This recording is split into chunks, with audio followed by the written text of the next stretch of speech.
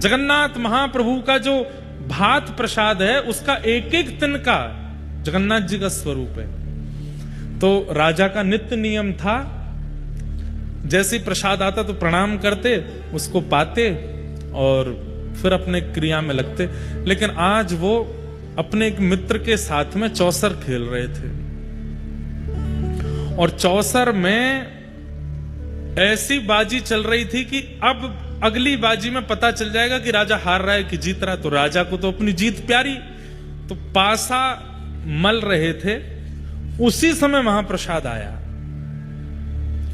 जैसे ही महाप्रसाद आया तो पंडित जी रोज आते महाप्रसाद लेकर के, राजन जगन्नाथ महाप्रभु का महाप्रसाद आया। तो राजा इतना ज्यादा ध्यान लगा करके खेल रहा था, उसने एक हाथ में पासा लिया, महाप्रसाद को प्रणाम किया और फिर रुकिए अभी लेता हूं, और फिर से पासा खेलने लगे। तो पुजारी जी को नित्य का नियम तो पता था राजा का, लेकिन आज का जो व्यवहार था ये पुजारी जी को अच्छा नहीं लगा। बोले बताओ पासा इतना जरूरी है, वो चौसर इतना जरूरी है कि महाप्रसाद को कह दिया रख दो, पाएंगे। थोड़ी देर तो पुजारी जी वहां खड़े रहे, लेकिन राजा हंस हंस करके खेल रहा था, इतना मगन था उसमें। पुजारी जी प्रसाद वापस ले गए अपने साथ। जब खेल पूरा हुआ, राजा जीत गया, हंसा, उठ करके अपने मित्र को हृदय से लगा, आज तो बड़ा आनंद आया खेल में, बड़ा बढ़िया। थोड़ी देर बातचीत हुई, मित्र जब चले गए तो राजा ने तुरंत पूछा, वो महाप्रसाद आया था कहाँ है? तो सैनिकों ने बताया, पंडित जी खड़े रहे थोड़ी देर, पता नहीं, फिर ले गए अपने साथ। राजा दौड़ करके गए पंडित जी के पास, बोले आज आप महाप्रसाद वापस क्यों ले आए? तो पंडित जी की आंखें लाल पड़ी थी। बोले कि राजन, ये महाप्रसाद कोई अन्न नहीं है, कोई दाल भात नहीं है, कोई सामग्री नहीं है, साक्षात जगन्नाथ जी हैं। और जगन्नाथ जी किसी के द्वार पर आते हैं और जिसके द्वार पर गए हैं वो दूसरे कार्य में व्यस्त है। जगन्नाथ जी किसी के यहां ऐसे खड़े होकर के प्रतीक्षा नहीं करेंगे, इसलिए मैं उनको वापस ले आया। तुमने अपराध किया। तो राजा को इतना आत्मग्लानि हुई, अपराध बोध हुआ कि मैंने ऐसा क्यों किया।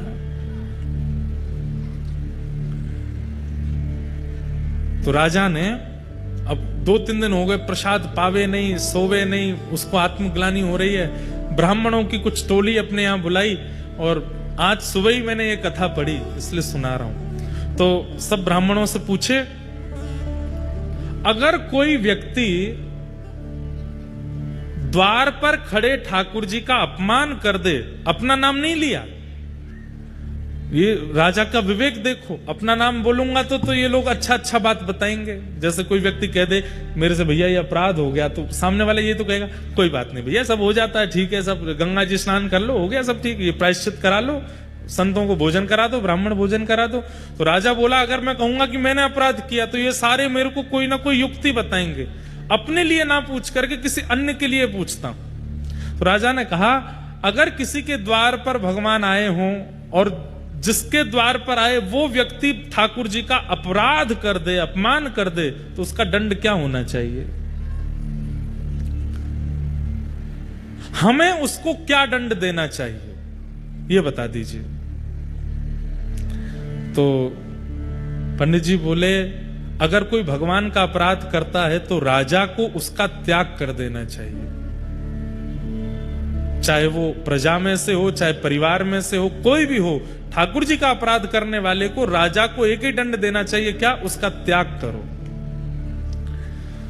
राजा बोले ठीक है, अब आप जा सकते हैं। अब राजा मन में क्या विचार कर रहे हैं, मैंने इस हाथ से अपराध किया, अब मैं इस हाथ का त्याग करूंगा, इसको कटवाऊंगा। मैं कैसे कटवाऊं? स्वयं तो काट नहीं पाऊंगा, अपने हाथ को कैसे काटूंगा? किसी और से कहूंगा तो कोई काटेगा नहीं। तो राजा ने क्या युक्ति बनाई, मतलब देखिए कैसी भगवत परायणता है राजा के चित्त में। 2-3 दिन से जानबूझ करके अपना चेहरा ऐसे बनाया कि बहुत चिंता में है। मंत्री जी ने 3 दिन बाद बड़े संकोच में पूछा, राजन आप बहुत चिंतित दिखते हैं, क्या बात है? तो राजा ने कहा, मंत्री जी मैं तुम्हें बता रहा हूं, तुम किसी को मत बताना। बोले हाँ बताओ। रात में एक प्रेत मेरे कक्ष में आता है और उसका रूप स्वरूप नहीं दिखता, तो वो हल्ला करता है और खिड़की में से केवल अपना हाथ मुझे दिखाता है और उसको देख करके मैं बहुत चिंतित होता हूं, भयभीत होता हूं, सामने आता नहीं है। उसकी मुझे बड़ी चिंता हो रही है, वो क्या करना चाह रहा है मैं समझ नहीं पा रहा। मंत्री बोले आप इतनी सी बात, आप चिंता मत करिए। बोले तो हमारी कुल देवी हैं, उनका खड़ग मैं लेकर के आऊंगा, उस खड़ग की नित्य पूजा होती है और उस खड़ग को लेकर के मैं आपके कक्ष में सो जाऊंगा। आज रात में जैसे ही वो प्रेत अपना हाथ दिखाएगा मैं उसका हाथ काट दूंगा। राजा बोले हाँ ठीक है, तुम ये काम कर देना। मंत्री जी नीचे सो गए। राजा चुपचाप उठ करके गए, बाहर जाकर के खिड़की में से हल्ला करके जैसे ही अपना हाथ अंदर किया, मंत्री जी ने खड़ग उठा करके हाथ काट दिया। रक्त की पिचकारी निकलने लगी, लेकिन राजा तो प्रेमाश्रुओं से रो रहा था, आनंद कर रहा था। मंत्री जी ने उठ करके देखा, बोले अरे ये कोई प्रेत नहीं है, तो हमारे राजा साहब हैं। चरणों में गिर गया, बोले भगवान आपने ऐसा क्यों किया? तो बोले इस हाथ ने ठाकुर जी के प्रसाद का अपराध किया, इस हाथ का मैं कैसे अपने पास रख सकता हूं, इसलिए इसका त्याग करना था, इसलिए मैंने कटवा दिया। महाप्रभु जगन्नाथ मंदिर में खड़े खड़े व्याकुल हो गए राजा की इस दशा पर। तुरंत अपने पुजारी जी को कहा कि सुनो, अभी इसी वक्त उस राजा को लेकर के आओ। राजा के पास गए तो हाथ कटा हुआ है, मल्लम पट्टी लगा रखी थी।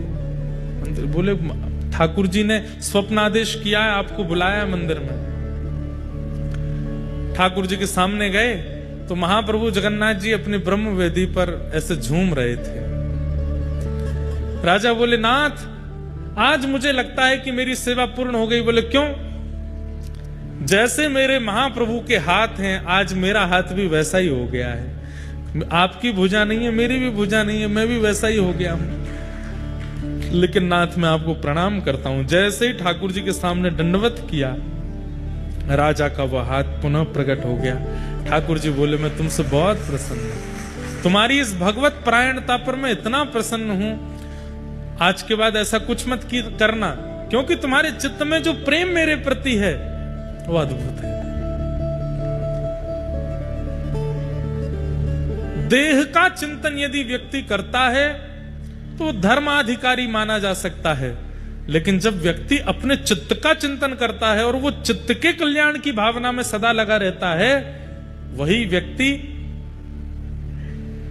परम धर्माधिकारी माना जाता है। और श्रीमद् भागवत यही करती है कि धर्म से उठा करके अब परम धर्म की ओर ले जाती है। ये भागवत का विषय है। कथा सुनने वाला व्यक्ति देहाभिमान से उठ जाता है और उसको चिंता होती है कि मेरे चित्त का कल्याण होना है, मेरी आत्मा का कल्याण होना, और उसके कल्याण के लिए मुझे कुछ करना पड़ेगा। भागवत का विषय। दूसरी बात, भागवत का अधिकारी कौन है? परम धर्म के मार्ग पर चलने के लिए कौन सा ऐसा व्यवहार है जो आपको अपने चित्त में लाना पड़ेगा? बहुत ध्यान से सुनना। चित्त में काम है, क्रोध है, लोभ है, आदि आदि दोष हैं, आलस्य है, क्रोध है, मोह है, रहने दो, कोई बात नहीं। इन सबके सहित भी आप परमाधिकारी बन सकते हो।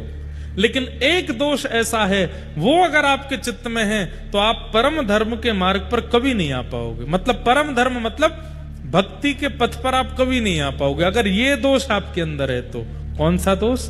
निर्मत सराणाम सताम, दूसरे की उपलब्धि से ईर्ष्या होना।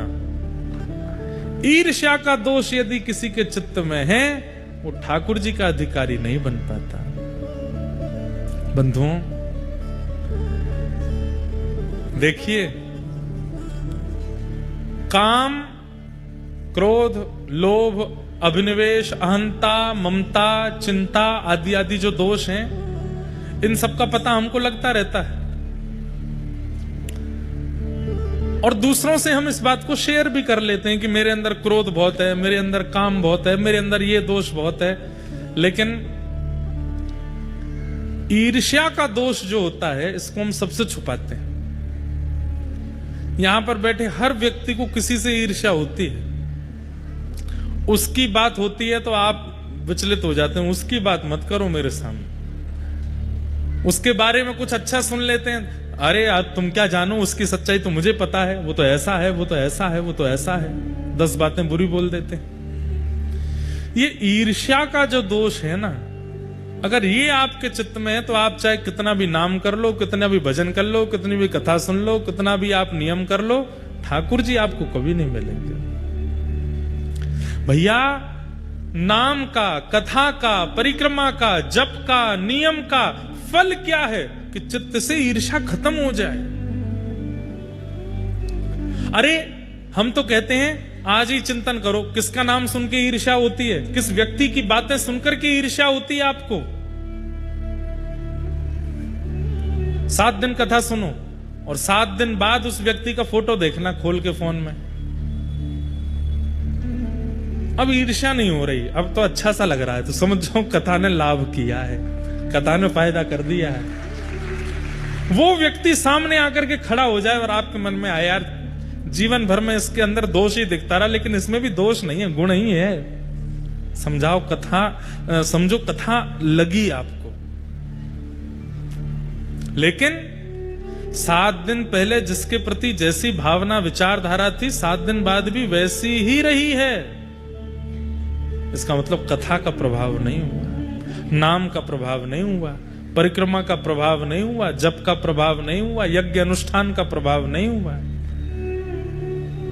हर कथा, हर परिक्रमा, हर दर्शन, जितनी बार नाथ द्वारा जाओ उतनी बार आपके अंदर परिवर्तन होना चाहिए, उतनी बार आप बदले बदले आने चाहिए लौट करके, तो आपका जाना अच्छा है। साल नहीं तो हफ्ता में 3 बार जाओ, कोई फायदा नहीं।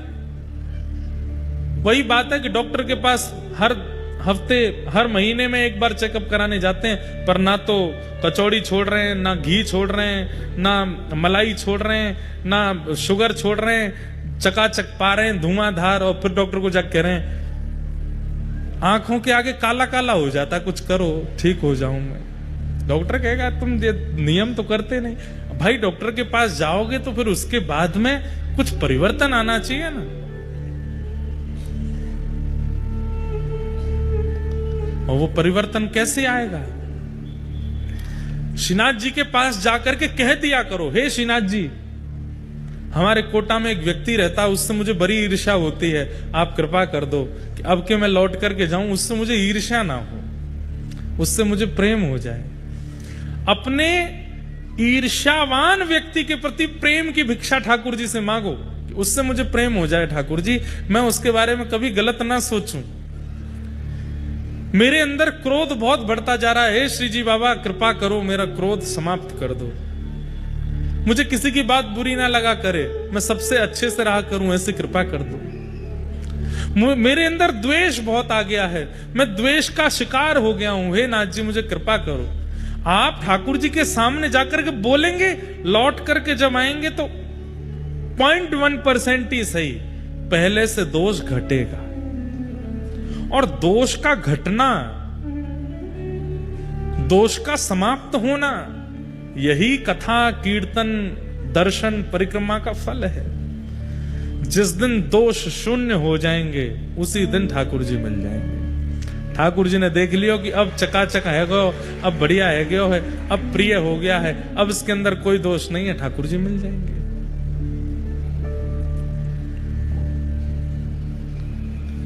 वास्तव में कथा सुनने का यही रूप है कि हम हमारे दोषों को काटें, थोड़ा कम करें, घटावें। 7 दिन के बाद भी कुछ नहीं बदला, वैसे कि वैसे ही रहे। पैसा अलग खर्च हुआ, समय अलग बर्बाद हुआ, मिला कुछ भी नहीं। इसलिए परिवर्तन की भावना से कथा सुना कीजिए। हम कथा कहते हैं, मैं अपनी प्रशंसा के रूप में नहीं कह रहा हूं, हर कथा में एक चीज से आगे निकल जाता हूं। मेरे को पता है कि मेरे अंदर दोष क्या है, ये दोष हैं, ये कमियां हैं, ये सब मुझे पता है। हर व्यक्ति को अपनी कमियां पता होती हैं।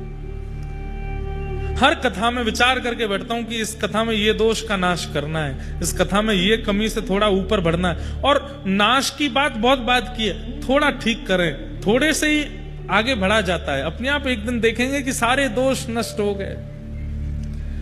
अच्छा, सर्व दोष विमुक्त हो गए, इसका क्या प्रमाण है? अब आपके अंदर कोई दोष नहीं बचा, इसका प्रमाण क्या है? दीनता। जिस दिन झुकने लग जाओ, जिस दिन दीनता चित्त में आ जाए, जिस दिन सरलता चित्त में आ जाए, जिस दिन कम बोलने का मन हो, मुख पर एक मधुर सी प्रसन्नता रहती है, बस सुनने की इच्छा होती है, ना ज्यादा किसी को समझाना, ना ज्यादा किसी से बोलना, ना ज्यादा किसी से मतलब रखना, बस अपने चित्त से आनंदित रहना, प्रसन्न चित्त होकर के विचरण करना और अत्यंत दीन होना। सामने कोई आ जाए, जरा सा भी बड़ा व्यक्ति है, उसी को प्रणाम कर लेते हैं, उसी के सामने झुक जाते हैं, उसी को वंदन कर लेते हैं, समझ जाओ दोष विमुक्त हो रहे हो। कथा यही करती है।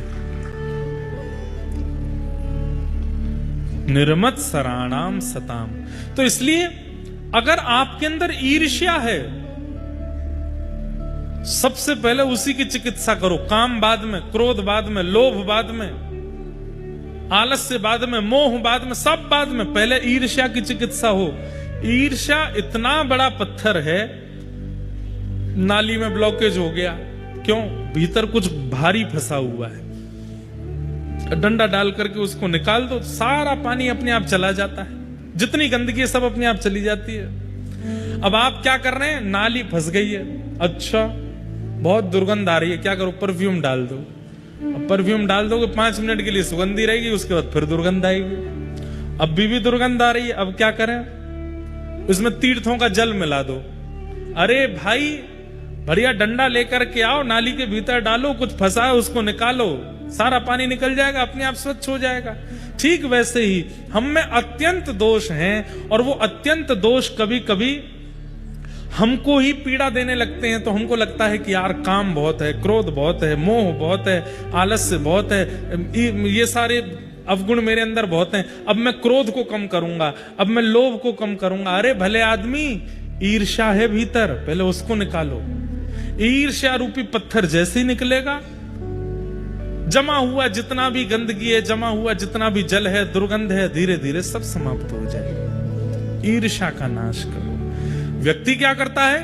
काम पर वर्कआउट कर लेता है, क्रोध पर वर्कआउट कर लेता है, पर ईर्ष्या को रहने देता है। इसलिए बार बार बार बार बार बार दोष जन्म लेते रहते हैं। भागवत जी ने पहले ही आज्ञा कर दी कि ईर्ष्या दोष को नष्ट करो। वैद्यं वास्तवमत्र वस्तु शिवदं तापत्रयोन्मूलनम्। वैद्यं वास्तवमत्र वस्तु शिवदम। श्रीमद् भागवत क्या कराती हैं? कृष्ण से संबंध कराती हैं। ठाकुर जी कोई अपने लगने लगते हैं, ठाकुर जी से एक नाता लगने लगता है। कथा सुनने के बाद में कई लोगों को ऐसा होता है कि मंदिर जाते हैं ना, आंखों में अपने आप पानी आ जाता है, ठाकुर जी को देखेंगे अपने आप नेत्र सजल हो जाते हैं। ऐसा जिसके साथ भी होता है, ठाकुर जी को देख के, धाम में जाकर के, वैष्णव को देख करके, कथा में आकर के, या भगवत संबंधी किसी भी चर्चा को सुनकर के नेत्र सजल होते हैं, उसके लिए ये पंक्तियां हैं। क्या? कई जन्मों से बुला रहे हो, कोई तो नाता जरूर होगा, नजरों से नजरें मिला न पाऊं, मेरी नजर का कसूर हो। मीराबाई पूर्व जन्म में माधवी नाम की गोपी हैं। जब मीरा बनकर के आई मेड़ता में, बचपन से उनकी स्थिति ऐसी, कथा में जाती हैं रोती हैं, संतों को देखती हैं रोने लगती हैं, ठाकुर जी का विग्रह देखती हैं तो रोने लगती हैं। उनके घर वाले पूछते हैं मीरा तू रोती क्यों? बोले मुझे ही नहीं पता, इनको देख के रोना आता है बस। क्यों? क्योंकि हम नहीं समझ पाते हैं, पर ठाकुर जी से हमारा पूर्व का कोई नाता है, कोई संबंध है। हम या तो पूर्व जन्म में ठाकुर जी के बहुत अति सामीप्यवर्ती कुछ रहे हैं, ठाकुर जी के सखा रहे होंगे, ठाकुर जी की कोई गोपी रहे होंगे, और नहीं तो गैया रहे होंगे, ठाकुर जी के आसपास घूमने वाली कोई चैंटी रहे होंगे, ठाकुर जी को देखा होगा। इसलिए अब उनकी लीला, चर्चा, गुण, ये सब सुनकर के भावुकता होती है चित्त में। क्योंकि हमारा शरीर नहीं जानता, आत्मा तो एक ही रहती है ना। वही चैंटी के अंदर थी, वही गैया के अंदर थी, वही ग्वाल बालों के अंदर थी, और वही आज शरीर के अंदर है। आत्मा थोड़ी बदलती है, उसको पता है कि मेरा इनसे संबंध है। तुम ही तो मेरे माता पिता, तुम ही तो मेरे बंधु सखा हो। गाइए, तुम ही तो मेरे माता पिता, तुम ही तो मेरे बंधु सखा हो। कितने रिश्ते तुम संग मेरे, कोई तो नाता जरूर होगा। कितने रिश्ते तुम संग जोड़े, कोई तो नाता जरूर होगा। कई जन्मों से बुला रहे हो, कोई तो नाता जरूर होगा। कई जन्मों से